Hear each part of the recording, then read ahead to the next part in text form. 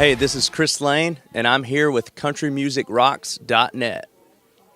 All right, we'll jump right in here. We're sitting down with Chris Lane at CRS 2015. How are you? How's your CRS going so far? I'm doing great. I'm a little tired at this point, but it's going great. I can't complain. Glad to be here. That's great. Now, you released your debut single, Broken Windshield View, last summer, and it was quickly embraced by fans and by the industry. Tell us a little bit about that song and give us some background on that.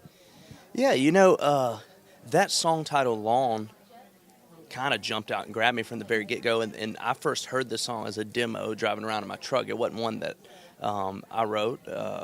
Rodney Clawson, Shane Miner, and a name people may know, David Lee Murphy, was also a writer on the song.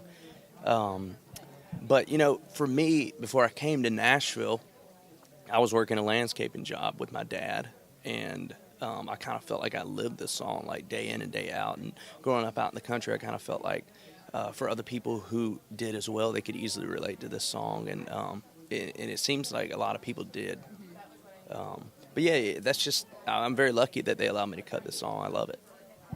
Now, you spent most of your summer last year out touring with Florida Georgia Line and Nelly. Tell us a little bit about that experience. It was pretty amazing. I played college baseball, so the really cool thing about doing a ballpark tour was I went from playing college baseball to playing music in baseball stadiums. And one of the fun parts about that tour was we got to take batting practice before the shows, so we'd be all out there betting each other who could hit the most home runs, et cetera. So, just being out there with those guys and Nelly, who, I grew up on in high school. I think I was a freshman in high school when he became very popular. So it's kind of surreal to be a part of that and be part of such a big tour, and learning from those guys every night, really helped me a lot. So it was great. Now, speaking of FGL, you're working with their producer on your debut EP. What can you tell us about that collection of music that's coming ahead? Yeah, at this point, I'm hoping just to have some of the same success that they've had as Jake Owen has had as well with Joey. But he's really good at what he does. And as far as the music goes, it's going to be a collection of everything. I have many influences, but it's going to be kind of right down the center of what you would expect on country radio. Not going to stray too far from that, but as far as the sounds of Broken Windshield View, every other song I kind of feel like fits a different mold, which is really cool to me. And I'm excited about the songs that I have, and I just can't wait for people to hear those. No, absolutely. It's exciting time for you. So in addition to the new music, what else is in store for you for 2015? What are you looking forward to most? Just getting back out on tour. I've kind of had a slow winter just because I've been in the studio every single day. But that's to be expected when you're working on a record. But I've been out on some shows this year already with Thomas Rhett, and got some more coming up with Frankie Ballard and a few with the FGL as well. So I'm excited for those and can't wait to see where the year takes me. Now, we all have wish lists and bucket lists. As an artist, what is something that's pretty high up there on your country music bucket list? I've already crossed off one thing, which I got to play at the Ryman in downtown Nashville here, which is, as an artist, you can't ask for a better place to play. But I would say here in town, LP Field would be the next thing, would be a bucket list thing for me.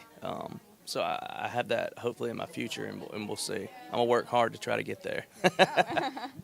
For folks that are still getting to know you, what is one thing that you would like to convey to country music fans about you and your music? That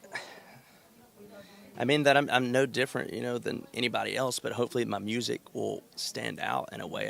That's what we're going for at this point. You gotta do something to stand out. But hopefully people will take away that when they come to a show of mine, that we have a lot of fun on stage, and hopefully they like the music. That's the most important thing to me. So. And speaking of music, it's consistently evolving and it's growing. What do you think sets country music apart from any other genre? I kind of feel like, country music now embodies a little bit of everything. It takes a little bit from the pop world, from the hip hop world even, and the rock world, just a little bit of everything at this point, which is really cool, and which is, it has broadened the spectrum for all of country music and fans in general.